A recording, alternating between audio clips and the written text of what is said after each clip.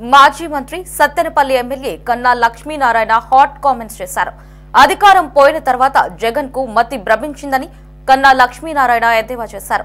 అధికారంలో ఉన్నప్పుడు ప్రజలను పట్టించుకుని ఉంటే ఇప్పుడు ఈ పరిస్థితి వచ్చేది కాదని ఆయన అన్నారు. ఈ నెల 16న సత్తెనపల్లిలో విగ్రహం ఏర్పాటుకు శంకుస్థాపన ఉంటుందని ఆయన తెలిపారు. శివప్రసాదరావు గారి 5వ వర్ధంతి సందర్భంగా డాక్టర్ కొడల శివప్రసాదరావు మెమోరియల్ లెక్చర్ అనేటువంటి ఒక ఆర్గనైజేషన్ తరపున సత్తెనపల్లి ప్రజావేదికలో ఒక లెక్చర్ ఉంటుంది. పార్లమెంటరీ ప్రజాస్వామ్యం, రాజకీయ పార్టీలు. ఈ వేదిక రామోజీరావు గారి ప్రాంగణం అనేటువంటి ఒక ప్రాంగణం సాయంత్రం 3 గంటల వరకు ప్రజావేదికలో జరుగుతుంది. ఈ ప్రభుత్వం వచ్చినప్పటి నుంచి కూడా చెప్తున్నాను, జగన్మోహన్ రెడ్డికి అధికారం పోయిన తర్వాత కాస్త మతి భ్రమించింది అనేటువంటి మాట. ఎందుకంటే వాళ్ళ వర్షాలు భారతదేశం అంతా కురిసినాయి బాగా, ఆంధ్రప్రదేశ్లోనే కురవడం కాదు. పైనుంచి వరద విపరీతంగా వచ్చి పడింది. ఒకటి. 2 ప్రధాన కారణం వీటన్నిటికీ జగన్మోహన్ రెడ్డి.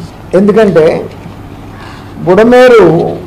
అసలు బుడమేరే కాదు, రాష్ట్రంలో ఇరిగేషన్కి సంబంధించి ఏ ట్యాంక్ కానీ, ఏ కెనాల్ కానీ, ఏ గేట్లు కానీ అసలు పట్టించుకున్న పాపం లేదు. మొత్తం కాలువలన్నీ కూడా ఇవాళ పూడిపోయి మాటేసేసి గుర్రం డక్క పెరిగిపోయి కాలువలు వదిలితే నేల మీద పారేటువంటి పరిస్థితికి రాష్ట్రం అంతా వచ్చింది. ఆ పాపాన్ని, జగన్మోహన్ రెడ్డి పాలన పాపాన్ని సరిదిద్దాల్సినటువంటి అవసరం ఉంది. ప్రభుత్వం వచ్చి 3 మాసాలు అయింది.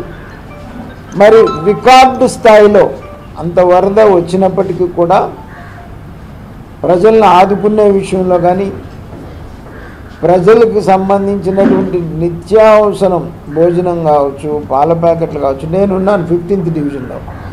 ఆ నీరు ఎవాక్యువేట్ చేయించడానికి కానీ, శానిటేషన్ విషయంలో కానీ, ప్రజలకు నిత్యావసర వస్తువులు అందించేదాని విషయంలో కానీ, భోజనాలు అందించేదాని విషయంలో కానీ ఇంటింటికి అందించాం. ఇంతకుముందు ఎక్కడో క్యాంప్ పెట్టి క్యాంపులో వాళ్ళకు కూడా కాకుండా, క్యాంపుకి రాకుండా ఇళ్లలో ఉన్నటువంటి వాళ్ళందరికీ కూడా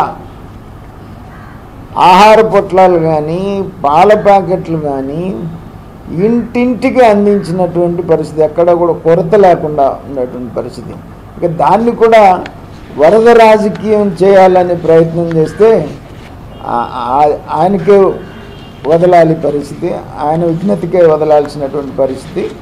అందుకని దయచేసి మీరు ఎక్కడన్నా నిజంగా బాధితులు బాధపడుతుంటే వారికి సహాయం అందించేలాగా ప్రభుత్వం దృష్టికి తీసుకురండి. ఖచ్చితంగా ప్రభుత్వం ఆదుకుంటుంది. కానీ ఈ మాయ మాటలు ఇంకా చెప్పి ప్రజల్ని నమ్మించాలని మాత్రం ప్రయత్నం చేయొద్దు జగన్మోహన్ రెడ్డి అని చెప్తున్నాను. ఎందుకంటే 14 నుంచి 19 వరకు అన్ని అబద్ధాలు చెప్పి ప్రజల్ని మోసం చేసి ఒక ఛాన్స్ అని నమ్మించావు. ఇక ఇప్పుడు మళ్ళీ అదే అబద్ధాలు మొదలుపెట్టావు. ప్రజలు నమ్మే పరిస్థితిలో లేరు అని.